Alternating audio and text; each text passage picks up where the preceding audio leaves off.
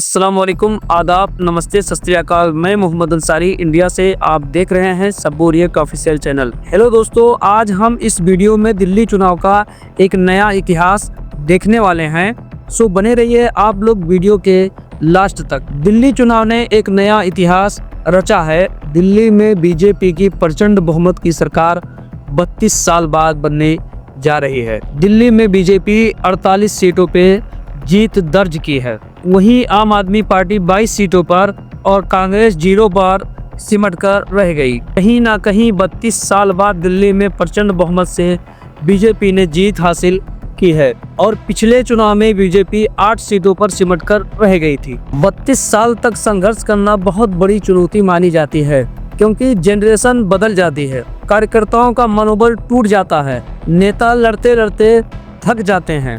लेकिन दिल्ली में बीजेपी लड़ती रही। फिर कहीं जाकर दिल्ली की जीत की कमान मोदी जी ने अपने हाथों में ले ली है। 45.6% वोट शेयर के साथ दिल्ली में भाजपा ने 48 सीटों पर अपना कब्जा जमा लिया है और वहीं आम आदमी पार्टी हाफ हो गई और कांग्रेस पूरी तरह से साफ हो गई। अरविंद केजरीवाल को उनके घर में शिकस्त दी और बड़े बड़े चेहरों को बीजेपी के उम्मीदवारों ने पटखनी दी है। यह जरूर चर्चा का विषय बना हुआ है। कांग्रेस के 68 उम्मीदवारों ने अपनी जमानत भी नहीं बचा पाई और उनकी जमानत भी जब्त हो गई दिल्ली के इस चुनाव में। आप लोगों को जानकारी देता चलूं कि 1993 के बाद दिल्ली विधानसभा में बीजेपी चुनाव में जीत का मुंह भी नहीं देखा था। 1998, 2003 और 2008 तक कांग्रेस ने बैक टू बैक दिल्ली का चुनाव जीता है। 1998 में कांग्रेस को 70 में से 52 सीटें मिली और 2003 में 47 सीटें मिली। 2008 में 43 सीटों से कांग्रेस के हाथ ने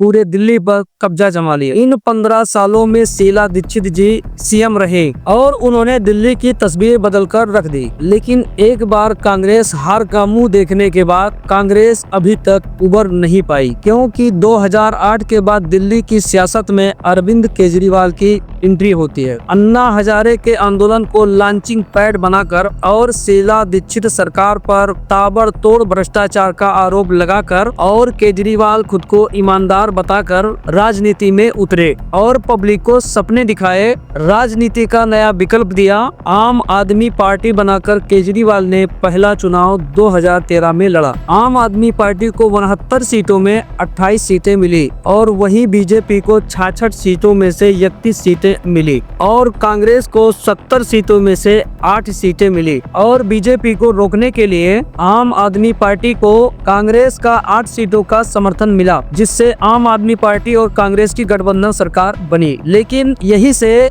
कांग्रेस का काउंटडाउन शुरू हो गया। इसके बाद 2015 के चुनाव में आम आदमी पार्टी 70 सीटों में से 67 सीट जीतकर अपने दम पर सरकार बनाई और बीजेपी को 69 में से सिर्फ 3 सीटें मिली और वही कांग्रेस का पूरा सफाया हो गया और 70 में से एक भी सीट नहीं जीत पाई। इसके बाद 2020 के चुनाव में भी दिल्ली की जनता ने आम आदमी पार्टी को 70 सीटों में से 62 सीटों पर जीत दिलाकर आम आदमी पार्टी की सरकार बनाई और प्रचंड बहुमत दिया और कांग्रेस तब भी 0 पर ही रही और वहीं पर बीजेपी 3 सीटों से उठकर 8 सीटों पर पहुंची। लेकिन बीजेपी ने हार नहीं मानी और 2025 के चुनाव में वो हुआ जिसकी केजरीवाल और कांग्रेस ने कल्पना भी नहीं की थी। मोदी के इम्पैक्ट से 8 सीटों से सीधा 48 सीटों तक पहुंचा दिया और कांग्रेस 0 पर सिमट कर रह गई। अब ये देखना होगा बीजेपी की तरफ से दिल्ली के सीएम का चेहरा किसका होगा। जुड़े रहिए सब्बू रिएक्ट ऑफिशियल चैनल के साथ।